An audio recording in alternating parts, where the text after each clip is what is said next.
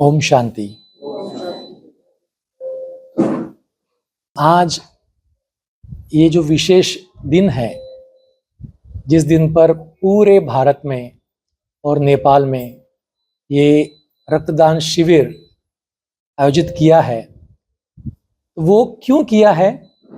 क्योंकि आज का दिन क्या है? दादी प्रकाशमणि जी का स्मृति दिवस है। वैसे तो डेट के हिसाब से देखा जाए तो कल का है 25 अगस्त जो 2007, जो हमारी प्यारी प्रकाशमणि दादी जी का स्मृति दिवस है।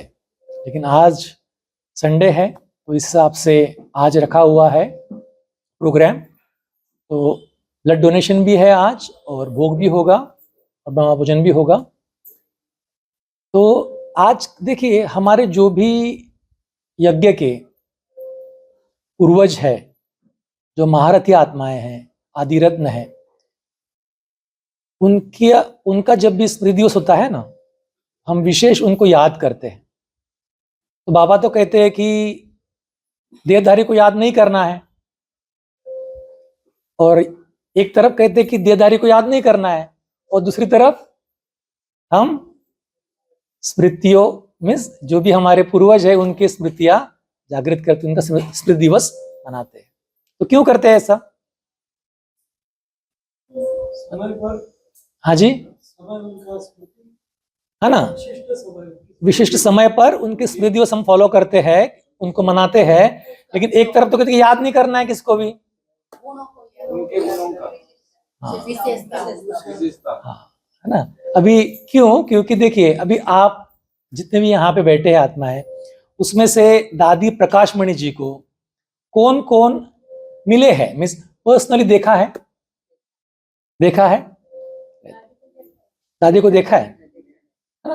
मिले नहीं, लेकिन देखा है, सामने से देखा है। तो फिर भी कितने हैं? 10 भी नहीं रहेंगे। तो अगर हम ये स्मृति दिवस नहीं मनाए तो जो बाकी आत्माएं अभी आ रही है सालों साल, तो इनको दादी क्या थे ये कैसे मालूम होगा? और फिर दादी दादी कैसे बने, इतने ग्रेट, इतने महान कैसे बने, ये कैसे मालूम होगा? और फिर हम उतने उनके जैसे महान कैसे बने, ये कैसे मालूम होगा? तो इसके लिए हम ये स्मृति दिवस मनाते। तो दादी प्रकाशमणि जी इस ईश्वरीय यज्ञ की सेकंड प्रशासिका, मुख्य प्रशासिका थी। वैसे फर्स्ट कौन था इस यज्ञ का?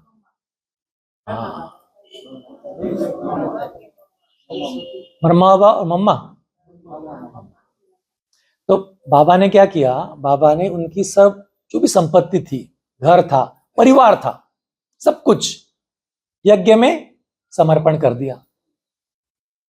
और जो 5 ये थे ना, 5 कुमारियां थी, उनके नाम पर वो संपत्ति कर दी, ट्रस्ट स्थापन की। और बाबा ट्रस्टी रहे। और जो ट्रस्ट स्थापन हुई उसकी मुख्य किसको बनाया? मम्मा को बनाया। तो मम्मा तो 1937 से 1965 तक मम्मा इस यज्ञ की मुख्य प्रशासिका रही। फिर मम्मा ने शरीर छोड़ा, अव्यक्त हुई मम्मा, और फिर दादी को ये कार्यभाग दिया। तो मम्मा तो महान है ही, हम फोटो देखते हैं मम्मा का, मम्मा की मुरली भी आती है बीच बीच में, उनके गुण भी सुनते हैं हम। तो अगर उनकी सीट, उनकी गद्दी दादी को मिली तो दादी भी उतने ही महान होंगे कि नहीं होंगे? तो वो महानता हमें सबको मालूम होनी चाहिए। इस हिसाब से हम ये स्मृति दिवस मनाते हैं। तो इस आत्मा का भाग्य रहा है बचपन से कि दादी जी की पालना बहुत मिली है। तो वैसे अगर देखा जाए कि हम दादी जी की हिस्ट्री पता है सभी को, हिस्ट्री, दादी बचपन से कैसे ज्ञान में आए है पता नहीं ना मेजोरिटी को। वो भी हम थोड़ा सा सुनेंगे, फिर कुछ अनुभव सुनेंगे, कुछ विशेषता सुनेंगे आज दादी जी। तो दादी जी जब छोटी थी तो बचपन में ही लगभग 14 साल की आयु में दादी को ये ज्ञान। वैसे दादी बचपन से ही, छोटेपन से ही बहुत भक्ति करती थी। दादी के संस्कार बहुत भक्ति के थे, आध्यात्मिक थे, स्पिरिचुअल थे। तो दादी कृष्ण की और विष्णु की बहुत भक्ति करती थी। तो दादी के मन में ऐसे कुछ आश नहीं होती थी कि मुझे ये चाहिए, ये चाहिए, ये चाहिए।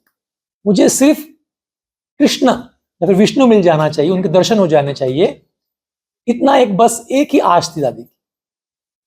तो 14 साल की उम्र में क्या हुआ कि जब ये ब्रह्मा बाबा में के घर में सत्संग शुरू हुआ, तो तब फिर दादी का भी कांटेक्ट आया। वैसे दादी को एक आश थी कि नहीं कि मुझे श्री कृष्ण का साक्षात्कार हो जाना चाहिए। तो एक सहेली थी दादी की, लीला करके, तो वो बाबा के सत्संग में जाया करती थी। तो ऐसे ही उनका मिलना हुआ, आदान प्रदान हुआ। तो उनकी सहेली उनको कहने लगे कि अगर आप मेरे साथ चलोगे तो मैं आपको श्री कृष्ण का साक्षात्कार कराऊंगी। उनको तो बहुत अच्छा लगा, तो वो मान गए तुरंत, फिर चलिए। और फिर वो बाबा के सत्संग में आए। तो बाबा के सत्संग में आए, तभी सत्संग जो था ना वो बाबा के घर में नहीं चलता। एक्चुअली बाबा के जो बड़े भाई थे, उनके बेटे, आपने नाम सुना होगा, दादा विश्व किशोर, नाम सुना है? तो उनके घर में सत्संग पहले चलता था बाबा का कुछ दिन। तो वहां पर जाना हुआ दादी जी का। फिर वहां पर गए तो वहां तो पहले ओम ध्वनि चल रही थी, फिर बाबा ने मुरली भी चलाई, और फिर दादी ध्यानस्थ हो गई, ट्रांस में चली गई। आसपास क्या चल रहा है कुछ भी पता नहीं। तो ऐसे ही फिर मुरली चली, मुरली खत्म भी हुई। दादा भी, मिस बाबा उस समय ब्रह्मा बाबा को दादा कहते थे ना, दादा लेखराज जी, तो वो भी उठकर चले गए अपने कमरे में, और दादी बैठी रही अकेले, कुछ भान नहीं। दादी ट्रांस में, दादी को श्री कृष्ण का साक्षात्कार हो रहा था। फिर सभी चले गए, और फिर बाद में दादी की आंखें खुली तो देखा कि अरे सब चले गए। तो थोड़ी शर्म भी आई कि अरे ऐसे कैसे हो गया, मैं अकेले बैठे रहेगी यहाँ पर। तो फिर बाद में जब उठ के जाने लगी दादी, तो बाबा ने बुलाया। बाबा को तो देख के ही मालूम हो गया था ना कि मेरी वारिस बच्ची है। तो बाबा ने पूछताछ की, और फिर उस समय से दादी बाबा के बन। वैसे दादी तो बहुत होशियार थे स्कूल में। अभी जनरली ऐसे समझ होता है ना कि जो स्पिरिचुअलिटी का मार्ग, आध्यात्म का मार्ग अपनाते हैं, वो पढ़ाई में कमजोर होते हैं या फिर वो पढ़ते नहीं हैं, ऐसे जनरली होता है। लेकिन दादी का स्कूल में हमेशा फर्स्ट टू थर्ड नंबर आता था, पहले या तीसरे के बीच में ही आता था, मेजॉरिटी टाइम तो पहला ही आता था। और दादी का ऐसा था ना कि इतनी होशियार थी दादी कि अभी क्या करते हैं हम, एक साल पढ़ेंगे, फिर अभी सपोज 5वीं की कक्षा एक साल भर पढ़ी, फिर 6वीं में जाएंगे ना, ऐसा था। तो दादी उतने होशियार थे कि दादी ने एक साल में दो कक्षाएं,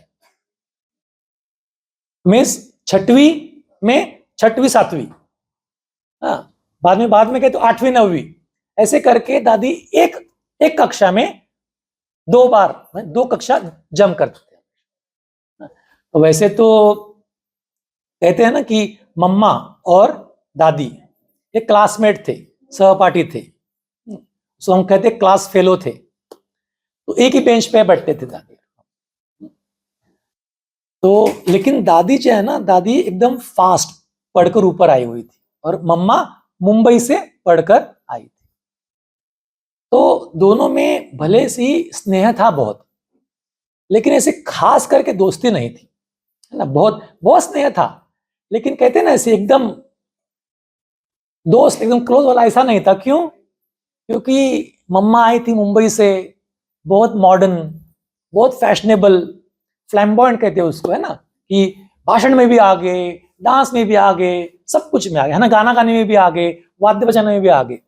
और हमारी दादी जी बहुत शांत, सिंपल, कम बोलने वाली, ऐसे थे। लेकिन दोनों में बहुत ज्यादा स्नेह था, प्यार बहुत था एक सहपाठी होने। तो ऐसे ही फिर दादी का 10th में साथ साथ में पढ़े, 10th पास किया। लेकिन फिर दादी के पिताजी को दादी ने बोला कि अभी मुझे पढ़ाई नहीं करनी है आगे, क्योंकि मुझे इस मार्ग पर चलना है। क्योंकि तभी आवश्यकता थी यज्ञ की कि जो बेस है बहुत स्ट्रांग बने। अभी तो बाबा कहते हैं ना कि आपको सीखना भी है, क्योंकि आजकल बहुत पढ़े लिखे सीखे हुए लोग आते हैं, उनको भी सिखाना है, आपको सीखना है। लेकिन उस समय आवश्यकता थी, इसके लिए दादी ने वो पढ़ाई बोला कि अभी मैं नहीं पढ़ूंगी, अभी मैं आध्यात्मिक पढ़ाई पढ़ूंगी।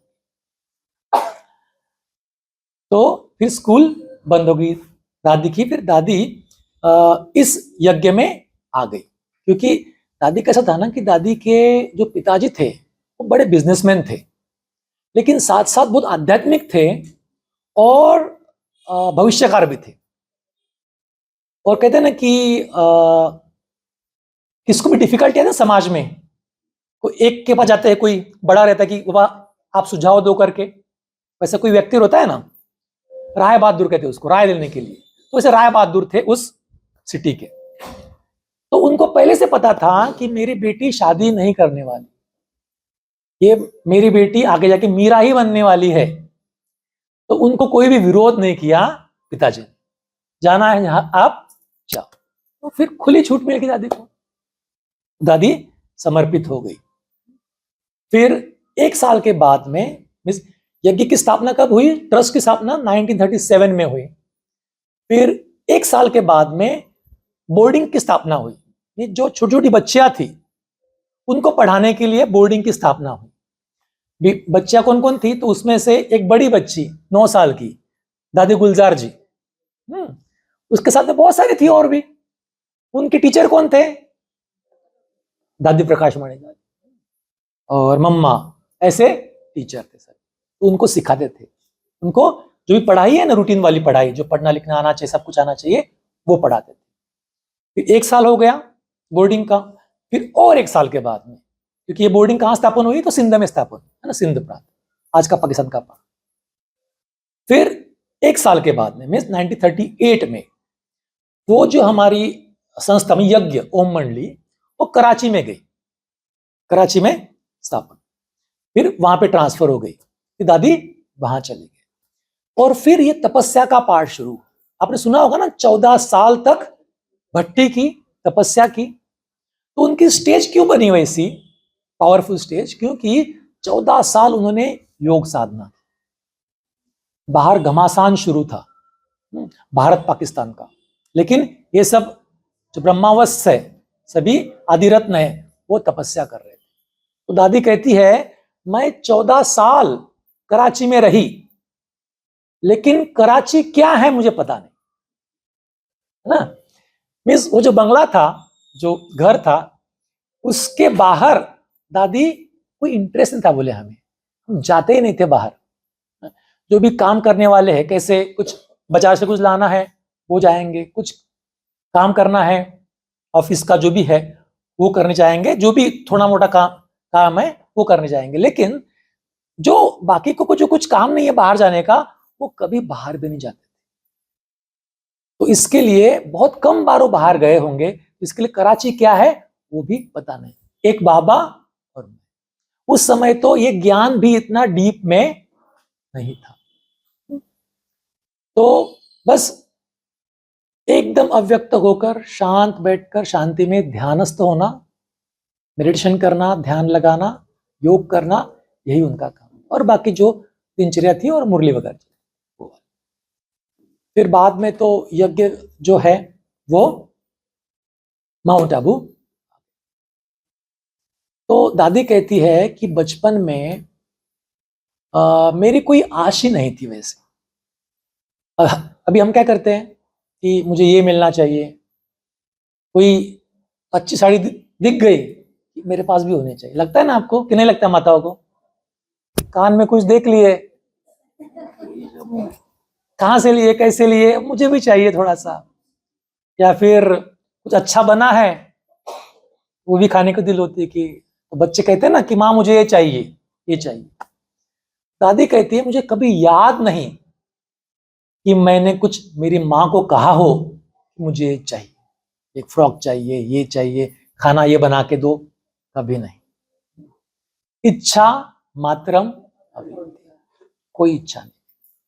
दादी कहती थी कि मैं तो कृष्ण की गोपी हूं ना, तो गोपियां मांगती है क्या, उनको तो ऑटोमेटिक मिल जाता है। तो अगर मिलना होगा तो मिल जाएगा। मुझे अगर मम्मी को खाना खिलाना होगा कुछ बना के, ऑटोमेटिक खिला देगी। फ्रॉक दिलाना होगा तो ऑटोमेटिक दिला देगी। इसके लिए दादी कहती कि मांगने से मरना भला। तो ये दादी का स्लोगन था जिंदगी का बचपन से कि मांगने से मरना भला, इच्छा मात्रम। हमें क्या करना है अभी से, इच्छा मात्रम। मेरा ऐसा एक्सपीरियंस है खुद का भी, अगर इच्छा नहीं रखो ना, भर भर के मिल जाता है, ऑटोमेटिकली मिल जाता है। एक नहीं 4 गुना मिल जाएगा उसका। जो भी चाहिए आपको, स्थूल चीजें भी चाहिए ना तो भी, या फिर अंदर में ऐसी संतुष्टि आएगी कि बोला कि इसकी कोई वैल्यू नहीं हमारे सामने। अभी अगर रास्ते में नासिक में बहुत बड़ी कोई हीरोइन आ गई, पूरा नासिक तोड़ेगा उसके पीछे, होगा कि नहीं होगा, अरे अरे कहां देखेगा। लेकिन हम लोग संतुष्ट, कोई हमें तो कोई आया कोई गया पता ही नहीं, या फिर हमें उसमें कुछ है ही नहीं कि बाबा सोचना है उसके बारे में, ऐसे होगा कि नहीं होगा, क्या संतुष्टि होगी हमें। और बाकी लोगों को नहीं, हमें आगे नहीं जाने को मिला, फिर ये हुआ, फिर देखने को ही नहीं मिला, इतना टाइम वेस्ट हो गया, ऐसे होगा। तो एक है कि आपको मिल जाएगा सब कुछ, और दूसरा आपका मन इतना संतुष्ट रहेगा आपकी दिल ही नहीं होगी कुछ। तो ऐसी थी हमारी दादी, कि कुछ चाह नहीं। बाबा ने क्या कर दिया फिर उनको, इतना राज्य अधिकार दिया ना, संगम पर भी राजा। अगर इतनी बड़ी संस्था के चीफ, भारत ही नहीं विश्व भर में उसके चीफ, तो क्या हो गया। दादी समझते नहीं थे खुद को, लेकिन थे ना, क्योंकि इस जो बाबा ने ज्ञान दिया था, इस ज्ञान को उन्होंने अपने में धारण किया था पूरी तरह से। तो फिर मधुबन में आने के बाद में दादी का सेवा का पाठ भी शुरू हुआ। पहले तो तपस्या की 14 साल तक, उसके बाद में फिर सेवा का पाठ शुरू। तो दादी ने बहुत जगह पर जाके सेवा की। उसमें से एक तो है कलकत्ता, जो ब्रह्मा बाबा की वहां गद्दी चलती थी, ज्वेलरी का शॉप था, बहुत बड़ा बिजनेस था।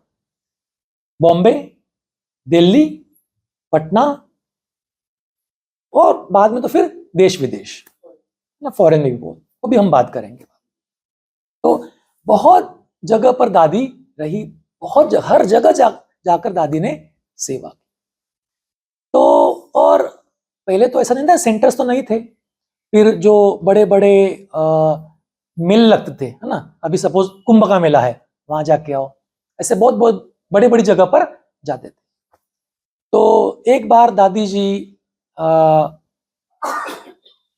मिस कलकत्ता थे, और हमें गंगे दादी, है ना, गंगे दादी आपने सुना होगा ना, हर गंगे बोलते, है ना, मनोहर और गंगे, गंगा दादी, तो दोनों ने दिल्ली की सेवाएं शुरू की है।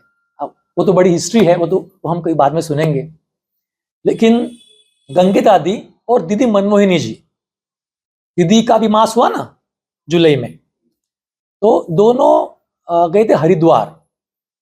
तो वहां पर बहुत बड़ा संगठन था सन्यासियों का।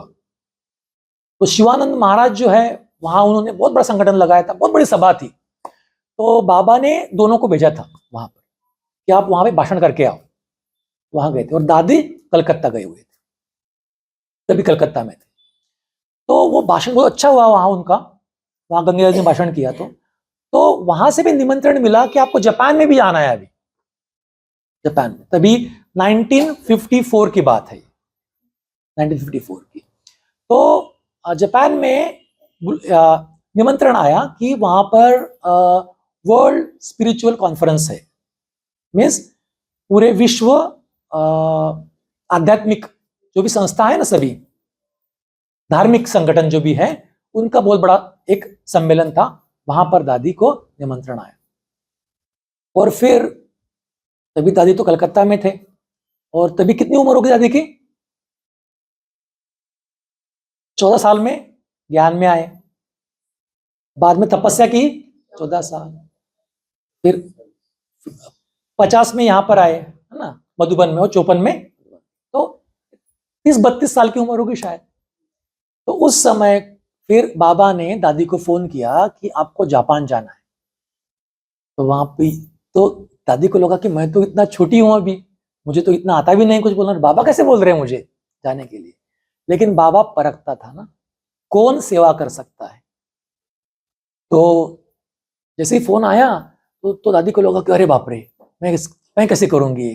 दादी कहती कि मेरे तो पैर कांपने लग गए कि मैं कैसे कर पाऊंगी, क्योंकि छोटे थे बहुत। फिर भी बाबा ने कहा कि बच्चे आपको ही जाना है।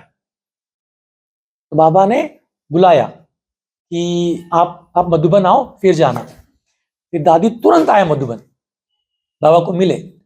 और बाबा, उनको लगा कि बाबा कहेगा कि आपको क्या करना है, कैसे करना है, 2-3 दिन रुको, सब कुछ समझो और फिर जाओ। तो वैसा कुछ भी नहीं हुआ। बाबा ने कुछ टिप्स दिए, ये करना है, और बोले आज ही निकलो, आप आज ही निकलो यहां से। दादी को लगा अरे बाप रे, ऐसे कैसे। तो फिर भी दादी कैसे था ना कि बाबा ने कहा और मैंने, ऐसा संपूर्ण आज्ञाकारी थी दादी। तो फिर गए, और फिर दादी रतन मोहिनी जी और दादा, उनका नाम आनंद किशोर दादा, वो तीनों फिर जापान में गए। बहुत सेवाएं हुई जापान, उसके बाद में फिर इंडोनेशिया, और फिर हांगकांग, एक एक जगह पूरा साल भर दादी घूमते रहे और ये ज्ञान का बीज डालते रहे। बहुत डिफिकल्टी आई वहां पे, ऐसे नहीं कि एकदम सहज था सब कुछ, क्योंकि दादी को लगता है मुझे इंग्लिश तो आती नहीं, फिर क्या करे। बहुत कुछ डिफिकल्टी थी वहां पे, कैसे हम ये ज्ञान पूरे इसमें दे। तो कोई न कोई मिल गया सेवा के लिए, परिचय बनाने के लिए कोई भाई मिल गया कि मैं आपको प्रिंट करवा देता हूँ। तो और भोजन भी बनाना था। तो आपने नाम सुना होगा ना, पांडुरंग शास्त्री आठवले, नाम सुना है आपने स्वाध्याय के? तो उनको भी वहां बुलावा आया था। तो उनको तो फिर वो भी ऐसे ना बाहर का नहीं खाते थे ना एक्चुअली जान। तो फिर हमारे रमेश भाई जी, जो उनके शिष्य थे, पहले के शिष्य, उन्होंने कहा कि हाँ हमारी दादिया जा रही है, तो आप उनके साथ में खाना खाना, वो आपके लिए बनाएगी। उनकी भी सेवा की दादी, साथ साथ में ज्ञान भी सुनाया। उनको बहुत अच्छा निकट का स्नेह का संबंध बन गया दोनों का। तो इस तरीके से जापान में भी सेवा हुई, और बाकी जो है वर्ल्ड में, वहां पे भी फिर 1954 में ये सेवाएं शुरू हुई। और फिर दादी वापस मधुबन में आए, तो बहुत बड़ा समारंभ हुआ, मीन्स वेलकम हुआ, क्योंकि बहुत अच्छा ज्ञान सब तरफ दादी देके आए थे। फिर यहां पर मैंने जैसे कहा ना वो कि दादी आज्ञाकारी थी बहुत, जो बाबा ने कहा मैंने माना। तो दादी को ऐसे एक हमेशा किसको भी लगता है ना कि मैं मधुबन में जाऊं तो बाबा के साथ रहूं, ऐसे लगता है ना हर एक को। तो जब भी दादी जाते थे मधुबन में, तो बाबा उनको ना 2 दिन के ऊपर रखते नहीं थे कभी। दादी क्या करते थे हमेशा कि बाबा मैं ना 2-3 दिन की छुट्टी लेके आऊं एक्स्ट्रा वाली। तो बाबा क्या कहते थे उनको, वहां कुछ काम नहीं है क्या आपको, जाओ सेवा करो ना। तो तुरंत भेज देते थे। वो फिर दादी क्या कहती थी, जी बाबा। तो बाबा ने कहा और दादी ने, तो वैसे हमें भी फॉलो करना है। हम क्या करते हैं, सपोज हमारी बहुत दिल है मधुबन जाने की, बहुत दिल है, और आप सेंटर पर आए, और दीदी से कहा आपने कि हमें जाना है, और दीदी ने कुछ कारण से कहा कि नहीं नहीं अभी नहीं, आपको बाद में जाना है। तो हमें कैसा लगता है, दादी दीदी इनको भेजते हैं, हमें भेजना चाहिए ना, ऐसा लगता है ना। और मधुबन में गए कभी, और हमारी दिल है वहां रुकने की 2 दिन एक्स्ट्रा। और जो एकोमोडेशन वाले भाई है उन्होंने कहा कि नहीं नहीं जगह नहीं है आपको, जाओ मधुबन से वापस आप। तो आपको कैसा लगेगा? कैसा लगेगा? दिल को लगेगा कि अरे हमें हमें जाने को बोल रहे हैं। लेकिन देखो दादी, बाबा ने कहा उसी दिन निकलना है, फिर टिकट निकली है नहीं निकली है कुछ पता, निकल जाते थे, है ना। तो ऐसी दादी एकदम नंबर 1 आज्ञाकारी थे बाबा। और कहीं भी जाना है, किसी भी स्थान में जाना है, कोई भी सेवा में जाना है, तो दादी हमेशा हाँ ही करते। एक बार दादी जी को पूछा कि दादी आप दादी कैसे बन गए? दादी कैसे बन गए मीन्स आपने यज्ञ में, दादी मीन्स आप इस ब्रह्मा कुमारी के चीफ कैसे बन गए, या फिर आप बाबा की नंबर 1 बेटी कैसे बन गए, मम्मा समान, ऐसा पूछा। तो दादी का क्या आंसर था कि बाबा ने मुझे जो भी कहा, जो भी सेवाएं करी, मीन्स अगर जनरल क्लास है सपोज यहां बैठा और कहा कि ये सेवा है और अभी करनी है, तो कौन कर सकता है, इसे पूछा। तो हम तो क्या करते हैं हमेशा, हमें आएगा नहीं आएगा, करनी है नहीं करनी, सोचते कि नहीं हम सोचते। तो दादी बोलती कि मैंने कभी सोचा नहीं, कभी सोचा नहीं मैंने कि मुझे हाँ कहनी कि ना कहनी, मुझे हाँ ही कहनी है, हाँ बाबा मैं करूंगी। तो इससे क्या होता, दादी बोलती कि मुझे अगर सेवा नहीं भी आती है तो भी मैं फिर हाँ कहती थी, क्योंकि मुझे चांस तो मिल जाएगा सेवा करने का। और फिर वो सेवा कैसे करनी है बाद में मम्मा को बाबा को पूछ लेती थी और फिर वो सेवा करती। तो ये क्या किया दादी ने, खुद को ऑफर किया ना, खुद को ऑफर, हाँ मैं करूंगी, मैं करूंगी। तो फिर दादी को सेवा का चांस मिला और फिर दादी की ग्रोथ भी हुई इस हिसाब से। इसके लिए दादी कभी भी ना नहीं कहते। तो हमें क्या करना है, कभी भी ना नहीं कहना है, कोई भी सेवा होना हाँ कहना। अगर वो सेवा की आप में विशेषता नहीं भी है तो भी विशेषता बाबा उसमें भर देगा, आपसे वो सेवा करा लेगा, कोई ना कोई निमित्त बन जाएगा कि आपसे वो सेवा आपको सिखाएगा, आपसे वो करा लेगा। तो दादी का ये था। साथ ही साथ दादी का जो ना प्रशासन कला, एडमिनिस्ट्रेटिव पावर बहुत स्ट्रांग। अभी हम देखते हैं कि आज के लोग एक घर नहीं संभाल पाते, 4 लोग देखते हैं ना हम, बच्चे कंट्रोल में है सभी के, नहीं है ना। तो एक घर नहीं संभाल पाते 4 लोगों का, और दादी ने पूरा विश्व की जो भी सेंटर है सभी वो संभाले कि नहीं।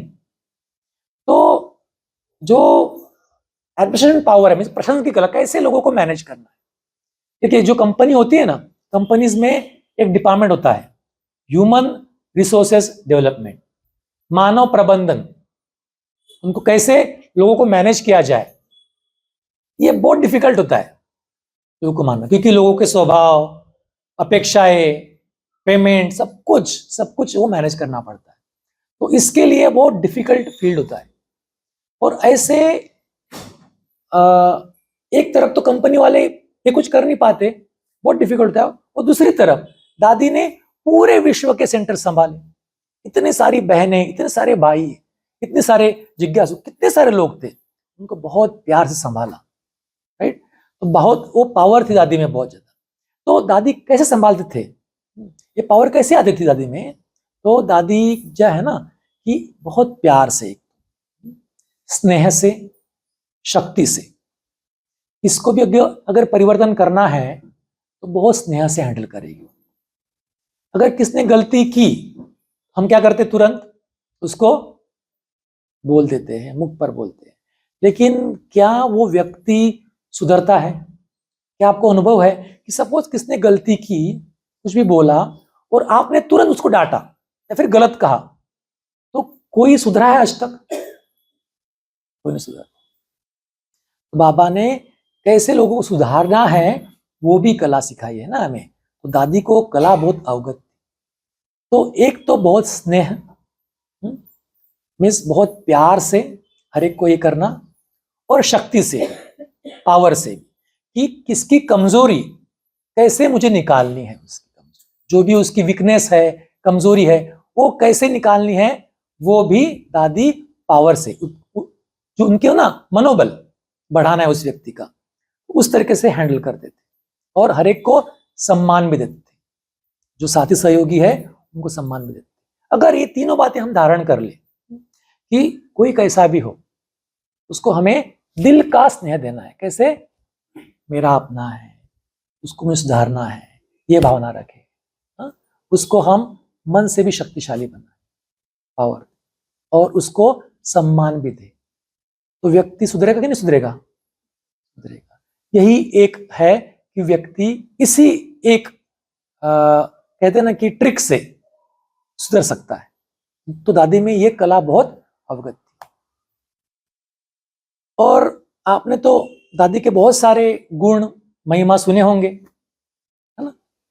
तो दादी का जनाना कि दादी बहुत सिंपल थे, सिंपल थे, सिंपल, और बल्कि आप क्या बनो, सिंपल और सैंपल बनो। ये दादी की बचपन से ये था, दादी का, मुझे सिंपल रहना।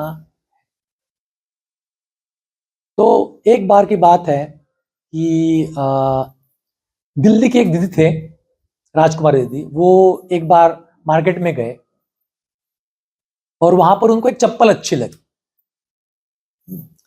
वो अट्रैक्टिव चप्पल थी, तो उनको लगा कि हाँ मैं दादी के लिए लेती हूँ चप्पल।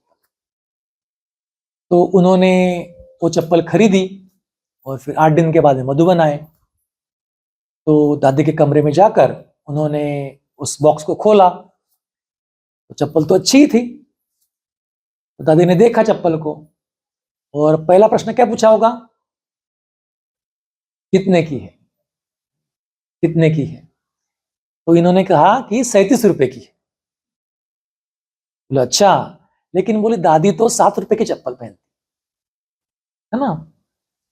तो वो तो इस पुरानी बात है ना, ये तो तभी तो 7 रुपए की चप्पल थी, जो सिंपल चप्पल है। तो ये था सिंप्लिसिटी।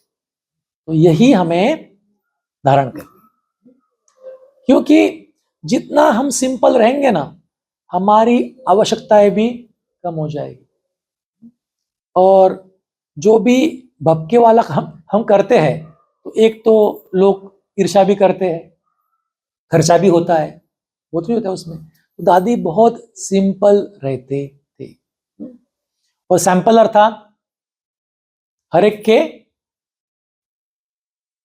के सामने एक एग्जाम्पल करके रहना कि हम मुझे ऐसी जीवन बनानी, ऐसी जीवन बनानी।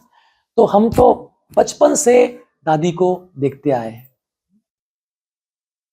मैं शायद कितना 7-8 साल का होऊंगा, तभी से दादी को हम मिलते आए। तो हम जब बचपन में जाते थे दादी को मिलने के लिए, तो वैसे तो बाबा मिलन के लिए बहुत छोटे बच्चों को अलाउड नहीं था, है ना, मिलने के लिए। तो हम जो बच्चों की पार्टी है उसमें जाया करते थे। तो हम क्या करते थे कि साल भर में कुछ तो कुछ सेविंग करते थे, कुछ ना कुछ, कहते हैं ना, कुछ मिला हुआ है हमें कुछ खरीदने के लिए, खाने पीने के लिए पैसा, वो हम तो पिगी बॉक्स में, ड्रॉप बॉक्स जो है था ना, उसमें हम जमा करते थे, और फिर दादी के पास लेके गए। तो दादी को तो बहुत खुशी हुई, इतने छोटे छोटे बच्चे और उनकी भी सेविंग करते हैं और बाबा के यज्ञ में लगाते हैं। तो लेकिन दादी की ही ये बोलते ना शिक्षा थी कि अगर जहां धन लगेगा वहां मन भी लगेगा, और वहां तन भी लगेगा ना। वो जो मार्ग है ना, वो तन मन धन एक साथ जाता है। तो दादी को बहुत खुशी होती थी, और दादी बहुत महिमा भी करती थी बच्चों, और दादी हमारे साथ खेलती भी थी बहुत, बच्चों के साथ में इस पार्क में भी जाते थे तो खेलते भी थे, और बहुत खिलाएगी पिलाएगी साथ में करके, तो बहुत बहलाते भी थे। तो वैसे बचपन की तो बहुत सारी स्टोरी है दादी के साथ की, लेकिन अभी जो लास्ट की बात है ना, मैं जब एमडी की एग्जाम थी मेरी, एमडी की एग्जाम पास करके मैं मुंबई में था, और नानावटी हॉस्पिटल आपने सुना होगा ना, विले पार्ले में है, तो वहाँ में था। और दादी 2006-7 की बात है एक्चुअली ये, दादी बीएसएस हॉस्पिटल में है ना, अंधेरी, वहाँ पे थे, वहाँ एडमिट थे। तो दादी को मैं हर हफ्ते सैटरडे संडे हमेशा मिलने को जाता था। तो दादी को तो बीमार है, तभी तो इतनी हेल्थ अच्छी नहीं थी, लेकिन हमेशा चेहरा स्माइलिंग रहता था, हमेशा चेहरा स्माइलिंग, चेहरे पे कुछ भी शिकंज नहीं, ना दुख की ना बीमारी की, कुछ भी नहीं, बहुत प्यार से मिलते थे हमेशा। तो बहुत वीक में वहाँ जाता रहा, दादी की पालना लेता रहा। फिर जो दादी को संभालने वाली थी टीम, उनके साथ में भी अच्छी दोस्ती हो गई थी। अभी भी वो मधुबन निवासी बहुत अच्छे स्नेही है, तो बहुत प्यार दिया, बहुत कुछ सीखा मैं दादी से। तो एक है ना दादी की विशेषता देखे कि हमेशा हर्षित रहते थे, कभी भी चेहरे पे दुख की लहर नहीं। तो एक बार दादी, आपने सुना होगा कि एक कॉन्फ्रेंस थी, बहुत बड़ी इंटरनेशनल कॉन्फ्रेंस थी, तो इस कॉन्फ्रेंस में बहुत सारे लोग आए हुए थे, बड़े पूरे विश्व के वीवीआईपीज आए हुए थे, यूएन से भी लोग आए थे। तो 3000 लोग थे लगभग, और उसमें 1000 तो वीआईपी थे। तो उसमें यूएन की रिप्रेजेंटेटिव हुई एक, तो उन्होंने पूछा दादी को, दादी इतना आप ये अरेंज कर रहे हो, तो आपके चेहरे पर हमें कुछ दिखाई नहीं देता वैसे, क्या आपको चिंता नहीं होती इतने वीआईपी को कैसे मैनेज करना है, क्या होगा, कैसे है ना, कैसे होगा भोजन का, रहने का प्रबंध, क्या आपको चिंता नहीं होती? दादी क्या कहते थे, वो देख लेता है ना, ऊपर वाला देख लेता है, तो मुझे चिंता करने की आवश्यकता, तो अगर निश्चिंत है, चिंता नहीं है किसकी, तो चेहरा कैसे होगा? दादी का चेहरा, आपने चेहरा देखा भी होगा ना, हमेशा लगा होता है फोटो, पता नहीं आता है ना। अच्छा, तो हमेशा दादी हर्षित चेहरा, कभी भी दादी को दुखी नहीं देखा, चेहरे पे कुछ भी चिंता की लहर नहीं देखी, चिंता है ना। तो उस वहां पर उस यूएन के लोग जो आए थे, उनमें एक शैली करके थे, है ना, शैली करके नाम था उनका। तो उन्होंने पूछा कि दादी आपको चिंता नहीं होती? तो क्या कहा दादी ने, वो देख लेता है, तो अगर वो सर्वशक्तिवान देख रहा है, मुझे क्या चिंता करने की आवश्यकता है? फिर दादी ने पूछा उनको कि आपको सौगात क्या चाहिए, अभी आप आए हैं बाबा के घर पे, भगवान के घर में, तो आपको सौगात क्या चाहिए? तो उन्होंने सौगात क्या मांगी होगी दादी को देख के? दादी मुझे बाकी कुछ नहीं चाहिए, आपके जैसे चेहरे की जो स्माइल है ना, आपकी स्माइल, वो मुझे चाहिए, है ना, वो आप मुझे दो। तो बोले अरे वो तो है ही, बोले वो तो फ्री है, आप ले लो। तो इस तरीके से दादी इतना कुछ मैनेज करते हुए भी हमेशा निश्चिंत रहते थे, राइट, और स्माइलिंग रहते थे। और दादी की जो विशेषता है ना, उसमें और एक है कि दादी हमेशा कभी नहीं कहते थे कि मैं इस संस्था की चीफ हूं, वो कहते थे कि मैं निमित्त हूं हमेशा। तो निमित्त अर्थात निमित्त समझना, अभी अगर हम समय है तो बाद में देखेंगे, नहीं तो फिर बाद में कभी देखेंगे उसके बारे में। आज दादी का डे है ना, तो उनके बारे में सुनते हैं।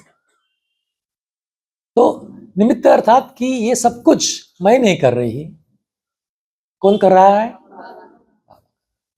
मैं बस एक निमित्त मात्र। जैसे कोई एक होता है ना, इंस्ट्रूमेंट बजाता है ना, कोई बाजा बजा रहा है, कोई वीणा बजा रहा है, तो वो जो इंस्ट्रूमेंट है वो क्या करता है, जब दिल चाहे यूज किया, हो गया काम, क्या किया, तो उसमें इंस्ट्रूमेंट का कुछ काम है क्या? नहीं। जो बजाने वाला उसका रोल है ना एक्चुअली, जब जब दिल चाहे ले लिया, जब दिल चाहे रख दिया। वैसे जब बाबा का दिल चाहे बाबा मुझे यूज कर लेता है, ऐसे दादी का मानना था कि बस मैं निमित्त हूं इस सेवा के लिए। और दादी का जो एक वाक्य था, वृद्ध वाक्य था, वो क्या था कि हेड समझने से हेडेक होता है, हेड समझने से हेडेक होता है। अगर हेड नहीं समझेंगे, निमित्त समझेंगे, तो हेडेक नहीं होता है। हेडेक मीन्स क्या? चिंता, टेंशन, स्ट्रेस। तो अभी देखिए, हम इतनी बड़ी दादी वैसे समझते नहीं थी, लेकिन हम क्या समझ लेते कभी कभी, घर में मैं मां हूं ना, मेरी सुननी चाहिए, मैं सासू हूं ना, मेरी सुननी चाहिए, 4 लोगों में, है ना। या फिर हमें कोई दीदी नहीं निमित्त बनाया किसी सेवा के लिए कि आप देख लेना, आपके सेवा साथी है, उनसे सेवा करा लेना। हमें कभी कभी क्या आता है ना, मैं पर आता है ना, अभिमान आता है कभी कि मैं कर रही हूँ, गीता पाठशाला है, मैं चला रही हूँ। ऐसे हमें भी कभी कभी थोड़ा सा आ जाता है। लेकिन इतनी बड़ी दादी, उनको कभी नहीं था, वो क्या कहते थे कि मैं निमित्त हूं। तो हम क्या करेंगे? अभी घर में भी रह रहे तो क्या कर रहे हैं? निमित्त मात्र रह रहे हैं। घर में भी मैं निमित्त मात्र, औरों की सेवा के लिए रह रहे हैं। यहां पर भी जो सेवा है वो बाबा मुझसे करा रहा है, मैं निमित्त हूं। तो इस तरीके से अगर हम उस निमित्त भाव को धारण करेंगे ना, तो हम टेंशन से भी, जो लौकिक हमारी जिम्मेवारी है ना, वो भी, जो भी हम लौकिक में सेवा करते हैं, हमारे काम है, कुछ कार्य है, वो भी बाबा की ही कार्य है। मुझे बाबा ने निमित्त बनाया है, इसके लिए मैं कर रही हूं, बाबा ही देखने वाला है। ये अगर हम भाव धारण कर ले, तो हम इस चिंता, टेंशन से मुक्त हो जाए, हम रिलैक्स रहें। और बाबा कहते हैं ना कि निमित्त भाव जो है वो निर्माणता भी लाता है। निर्माणता अर्थात नम्रचित, नम्रचित, निरअहंकारी, कि कोई भी अहंकार नहीं। तो हमारे दादी जो थे ना, ऐसे बहुत निरअहंकारी थे, निर्माण थे। दादी को उनकी पोष पोषण का बिल्कुल भी अभिमान, जिन्होंने भी देखा दादी को, मिले हैं, वो बिल्कुल जानते रहे दादी को, बिल्कुल बिल्कुल ऐसे भी मैं इतनी बड़ी हूं, ये फीलिंग नहीं आती थी दादी से। बस मां को मिल रहे हैं, यही फीलिंग आती थी। तो देखिए, हम कोई ऑफिस के में कुछ पद है हमारा, तो मैं अहंकार आ जाता है। घर में भी, ऑफिस में भी, जहां पर भी है, हमें थोड़ा सा मैपन आता है। लेकिन दादी को बिल्कुल भी नहीं था। एक बार की बात है कि दादी कितने निर्माण थे, निरअहंकारी थे, कि जो ओआरसी है ना, ओआरसी के जो डायरेक्टर है वो आशा दीदी है ना, वो एक बार साथ में थे दादी के। तो दादी और ईशु दादी और आशा दीदी इस एक साथ में आंगन में, पांडव भवन के आंगन में खड़े थे। तो ऐसी बातें हो रही थी, तो गेट पर कोई जीप आई, कार आई। तो उस कार को, तो वहां सिक्योरिटी गार्ड होते हैं ना, वो तो बाबा के बच्चे होते हैं। तो अभी तो ये भी रखे हुए, सिक्योरिटी गार्ड भी रखे हुए, लेकिन पहले तो बाबा के बच्चे या दादियां भी करती थी सिक्योरिटी। दादियां, इतनी बड़ी बड़ी दादियां, वो सिक्योरिटी की सेवा वहां करती थी। तो वहां पे कोई सिक्योरिटी का भाई था, तो उसने वो गाड़ी को रोक लिया कि आपको हम अंदर जाने नहीं देंगे, आपका प्रूफ दिखाओ, सब कुछ पूछने लगा। तो उसमें एक ऑफिसर बैठा हुआ था। तो उस ऑफिसर को गुस्सा आया कि मुझे पूछता है तुम कि दिखाओ, मेरी गाड़ी तुमने रोक ली। तो वहां थोड़ा सा हंगामा होने लगा। तो ये बातें, जो आवाज है ना, ये दादी के पास पहुंचा। तो दादी ने कहा कि चलो मैं जाकर देखती हूँ कि क्या चल रहा है वहां। तो दादी ने देखा क्या हुआ क्या नहीं, और फिर उस ऑफिसर के कहा कि मैं आपसे क्षमा मांगती हूं उसके लिए, हाथ जोड़े कि आप मीन्स जो कुछ हुआ इनकी वजह से मैं आपको क्षमा मांगती हूं, आप बिल्कुल भी दिल को मत और आप आइए, आपका वेलकम है। तो ऐसे कहा, और साथ में आशा दीदी थे, उन्होंने कहा उस ऑफिसर को कि आपको पता है कौन है ये? ब्रह्मा कुमारी के चीफ है ना, जो विश्वव्यापी संगठन है उनकी हेड है, वो आपको गिर, तो वो तो पैरों में गिर गया ना, पैरों में गिर गया। तो देखिए, जब हम निर्माता धारण करते हैं ना, ऐसी हमारा रूप दिखाते नहीं है, तो हमें मान ऑटोमेटिकली। तो इस तरीके से हमें भी दादी जैसा निर्माण बनना। तो वैसे तो कहते हैं ना कि निर्माणता ही महानता लाती है। बाबा कहते हैं जो निर्माण, जो जितना निर्माण उतना ही महान, ग्रेट, मीन्स वो औरों के दिलों में अपनी जगह बना लेता है। तो दादी ने तो कितने दिलों पे राज किया, अब तक कर रहे हैं, राइट। तो इस तरीके से हमें भी कर्म व्यवहार में आते हुए हमेशा निर्माण, नम्रचित, निरअहंकारी बन रहना। और दादी साथ साथ में जितने निरअहंकारी थे उतने दादी निर्भय भी थे, निर्भय थे। अभी देखिए, बचपन से छोटी छोटी बच्चियां ज्ञान में आई, तकलीफें कितनी हुई, विरोध कितना हुआ, लेकिन सब कुछ निर्भय होकर दादियों ने उसको फेस किया। तो बड़े बड़े लोग भी थे, समाज के लोग, कोर्ट भी, कोर्ट केस भी, प्रशासन भी, सब कुछ, पूरा समाज अगेंस्ट था, फिर भी दादी निर्भय होकर उस सबको फेस किया। और देखिए, अगर सभा में किसको बोल दिया जाए ना कि आप भाषण करो, लगता है कि अभी क्या बोले हम, कैसे बोले, क्या होगा, ऐसे लगता है ना। लेकिन दादियां निर्भय होकर, क्योंकि दादी को पता था कि हम ज्ञान कौन सा सुना रहे हैं, सत्य ज्ञान सुना रहे हैं, सत्य शिव बाबा का सत्य ज्ञान सुना रहे हैं हम, ये कॉन्फिडेंस भी था, और फिर उससे निर्भयता भी आई। तो बड़े बड़े जो अधिवेशन थे, कॉन्फ्रेंसेस थे, सभाएं थे, उनमें बहुत निर्भयता से दादियों ने भाषण किया। तो देखियो, बड़े बड़े जो महामंडलेश्वर है ना, उनके सामने भी वो तो तुरंत हमारी बात काट देते हैं, लेकिन ज्ञान को समझा, धारण किया, और फिर वो बताया, तो इतनी शक्ति उनमें आ गई ना, उस ज्ञान की शक्ति, और साथ तो बाबा था ही।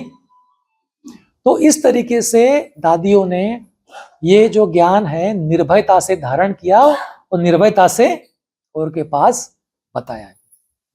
दादी के पास निर्भयता की भी शक्ति थी।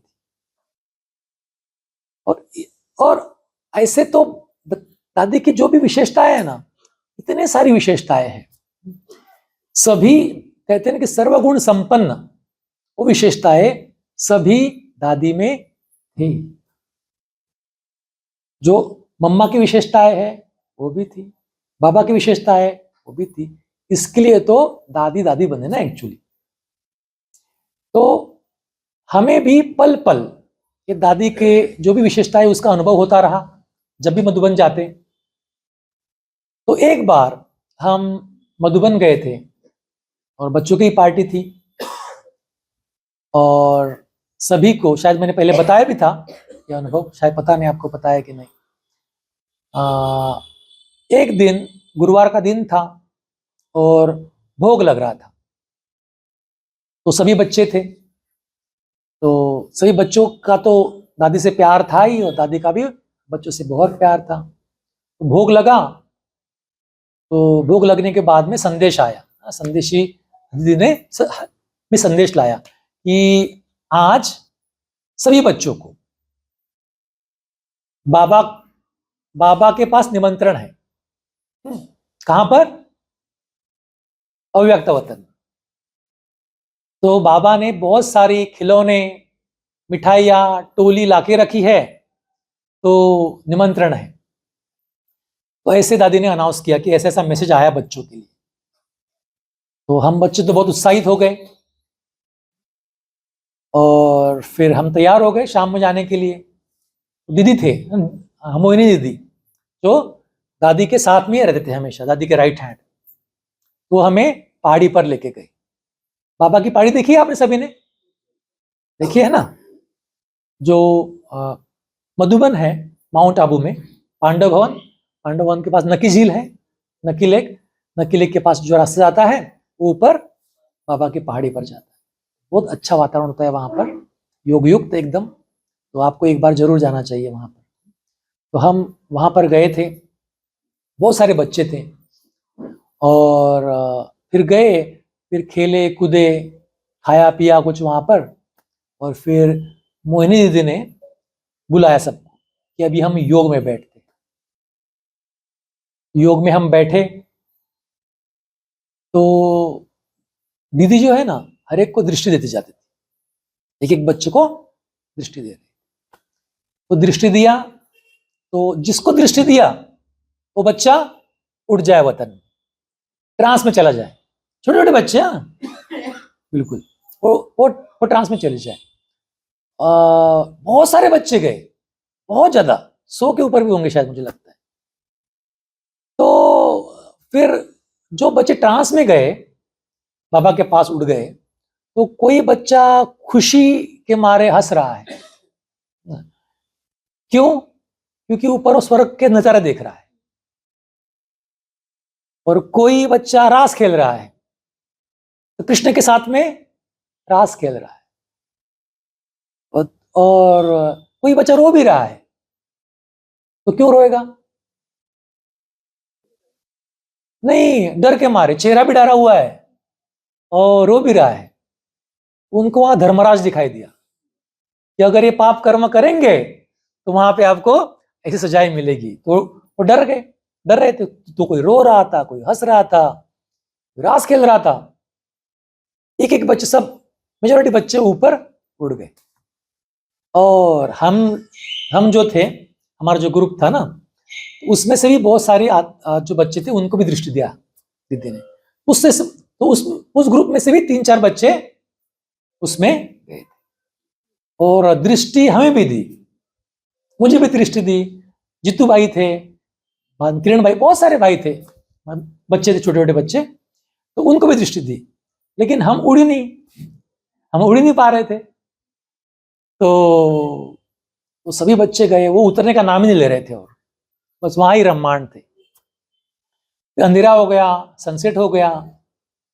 फिर दादी को फोन किया गया कि दादी, आपने बच्चों को भेजा था पहाड़ी पर, वो सब बच्चे तो अभी उतरने का नाम ही नहीं ले रहे, वतन में ही बैठे हैं। तो दादी ने कुछ भाइयों को भेजा, मधुबन निवासी भाइयों को गाड़ी लेकर भेजा कि जो भी बच्चे हैं उनको लेकर आओ, उठा कर लेकर आओ। तो सबको उठाकर लेकर गए। और हम तो पूरी मिस इसमें थे, हम ट्रांस में नहीं गए थे, हमें सब कुछ दिख रहा था, कोई क्या कर रहा है, कोई क्या कर रहा है।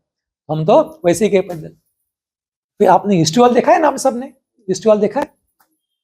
तो हिस्ट्री हॉल में उस बच्चे को सुला दिया गया सबको। तो सभी बच्चे सो गए। वो पहले से सोए हुए थे, वैसे सोए में आंखें बंद थी, लेकिन एक्टिविटी शुरू थी, तो सब सो गए। तो और फिर दादी हर एक के पास जाए और ऐसे हाथ चे आ जाओ, तो हमें लगता कि दादी का कितना प्यार मिल रहा है उनको। एक तो वतन में है जो हम नहीं गए, हमें कुछ कमी होगी, जो भी योग लगा नहीं होगा हमारा, हम नहीं गए, ऊपर से दादी का इतना प्यार मिल रहा है। तो फिर धीरे धीरे धीरे धीरे बच्चे आने लगे, बहुत रात तक आए रहे। हम तो चले गए बाद में, फिर हम सो गए। और फिर नेक्स्ट दिन हम क्लास में आए, शुक्रवार के। फिर शुक्रवार में को आए तो सब बच्चे बैठे थे। तो फिर दादी ने समाचार पूछा, बच्चों हमने देखा कल आप वतन में गए हुए थे, क्या क्या देखा ऊपर आपने? तो सब बोल रहे थे कि फिर सभी एक एक करके सामने आए, दादी मैंने ना कृष्ण के साथ रास किया, फिर हमने खुशियां मनाई वहां पे जाकर, बाबा के साथ में बहुत हमने खुशियां मनाई, बहुत सारी टोलियां खाई हमने, मिठाइयाँ खाई, ये खिलाया हमें, कुछ हमें इंस्ट्रूमेंट दिए, खिलौने भी दिए, तो हम बहुत खेल रहे थे ऊपर। फिर किसने कहा कि हमें धर्मराज दिखाई दिया, बड़ी बड़ी मूछे, बड़े बड़ा डरावना रूप, बड़ी बड़ी आंखें, पाप करोगे तो ऐसा होगा। तो हम डर गए थे। तो दादी ने बहुत पूछा, फिर बहलाया भी बाद में, हाँ बच्चे बहुत अच्छा।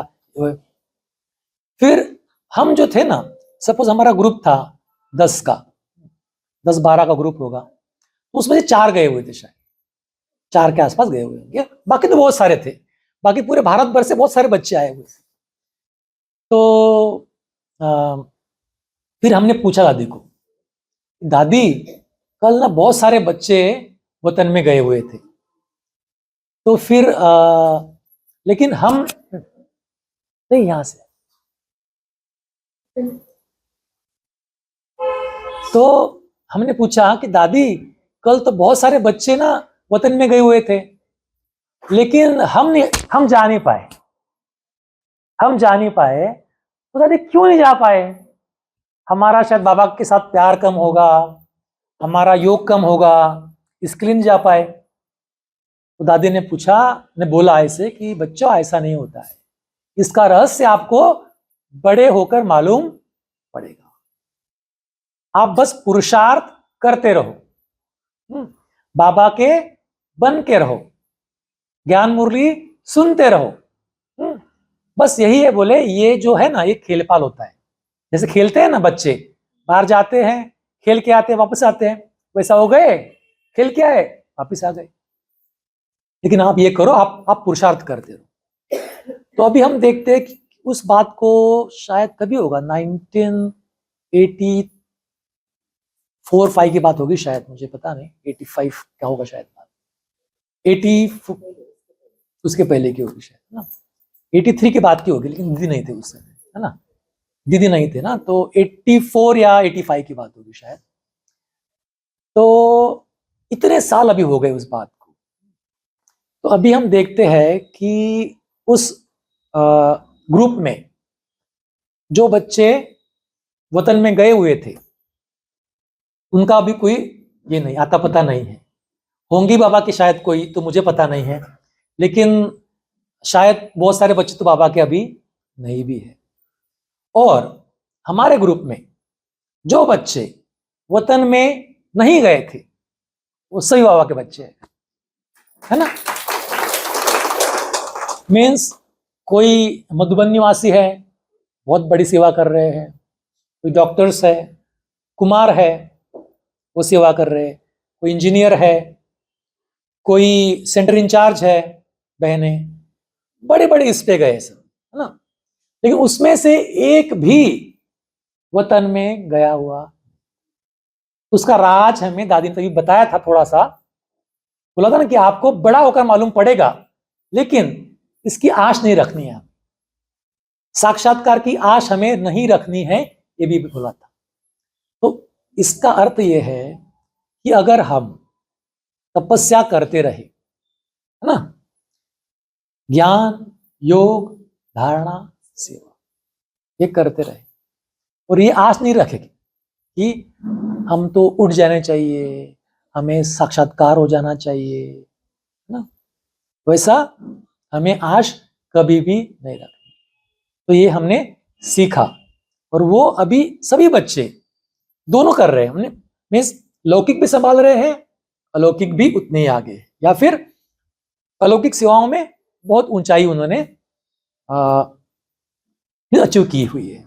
तो इस तरीके से हमें जो कुछ हो जाए, बाबा का हाथ हमें छोड़ना नहीं है, क्योंकि अट्रैक्शन तो बहुत आएंगे, बहुत आएंगे अट्रैक्शन बाहर के भी, तो हमें भी बाबा का हाथ पकड़े रहना है, और हमारे जो परिवार वाले हैं उनको भी हमें प्रेरणा देते रहना है ऐसे कि हमें कैसे बाबा का बन कर रहना।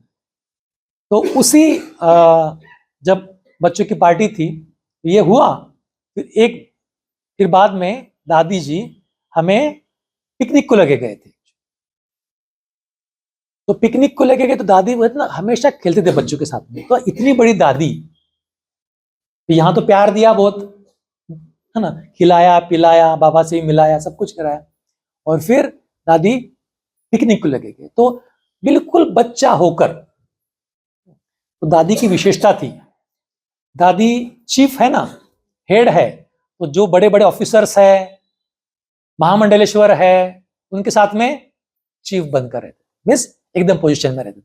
हाँ, बाबा ने मुझे सेवा दी है, बोलते हैं वो अथॉरिटी, उससे रहते थे। और फिर बच्चों के साथ में बच्चों जैसे एकदम, और कुमारों के साथ में कुमारों जैसी, कुमारियों के साथ में कुमारी जैसी, और माताओं के साथ में बिल्कुल माता, जगत माता।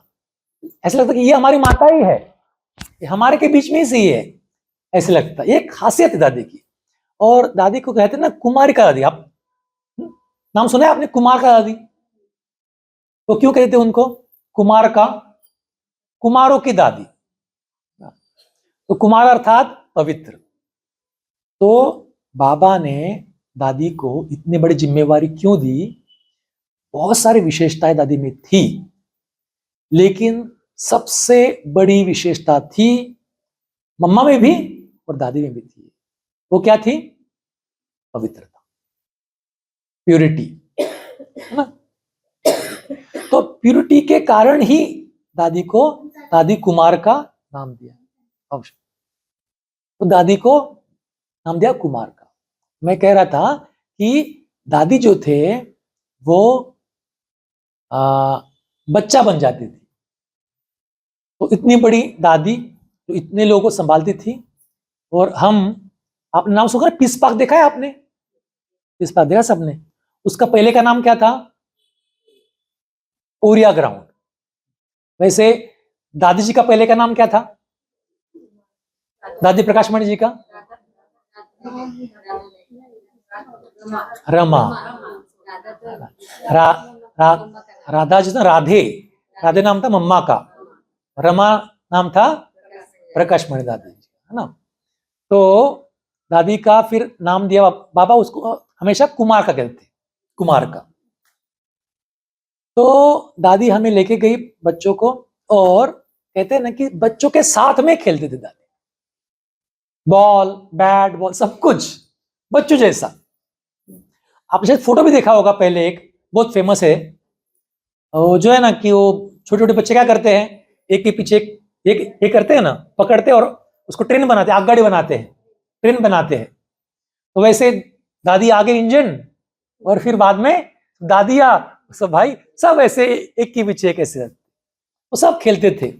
इसका अर्थ क्या है कि दादी जैसा है समय, व्यक्ति, उसके समान बन जाते। हम सोचते हैं ना कभी कभी कि अभी सपोज मैंने आपको खड़ा किया और बोला कि थोड़ी सी एक्सरसाइज करो, उसमें कहा कि थोड़ा सा आप डांस करो, क्या हो जाएगा? तो बड़े हैं, फिर कैसे डांस करेंगे, थोड़ी हम शर्म भी आ जाएगी, होगा कि नहीं होगा? तो ये जो खासियत दादियों में, वो बिल्कुल जो आसपास का वातावरण है, बच्चे हैं, वैसे बिल्कुल जैसे है वैसे ही बन जाते। तो वैसे दादी जी के अनेक नाम है। एक तो बचपन का नाम रमा, बाद में कुमार का दादी, प्रकाश मणि दादी, ज्ञान का प्रकाश फैलाने वाली मणि। और आपको शायद पता होगा या नहीं, दादी जी को मुन्नी मम्मा भी कहते थे, पता है आपको? मुन्नी मम्मा, मुन्नी मम्मा मीन्स जगदम्बा सरस्वती माँ, और मुन्नी मम्मा मीन्स छोटी माँ। तो जैसे स्नेह, प्यार मम्मा ने दिया, वैसे ही दादी प्रकाश मणि जी भी वैसा ही प्यार हर एक को देती, हर एक को देती, कुछ भी हो जाए। दादी गुलजार जी जो है ना, उनके साथ का अनुभव सुनाते हैं कि देखिए इतना बड़ा यज्ञ है, इतने सारी बातें होती है, बड़े हैं, छोटे हैं, घर में रहने वाले हैं, बाहर में इतना सारा है ना? हर एक को कुछ ना कुछ प्रॉब्लम होगी कि नहीं होगी? इतने सारे, देखिए एक घर में 4 लोग हैं, उनका स्वभाव मिलता नहीं है, संस्कार मिलते हैं, रोज कुछ ना कुछ होते रहता है, हो कि नहीं? और फिर 4 लोगों में इतना होता है, 40 में, 400 में, 4000 में, 40,000 में, 4 लाख में, सोच भी नहीं सकते हम, राइट। तो कितना जो प्रॉब्लम्स है कहो, जो भी कहो, थोड़ी छोटी मोटी बातें भी कहो, वो कितनी आती होगी दादी के पास। तो कुछ भी हुआ ना, कुछ भी हुआ, इससे कोई भी गलती हुई तो दादी ना तुरंत किसी को कुछ नहीं बोलती।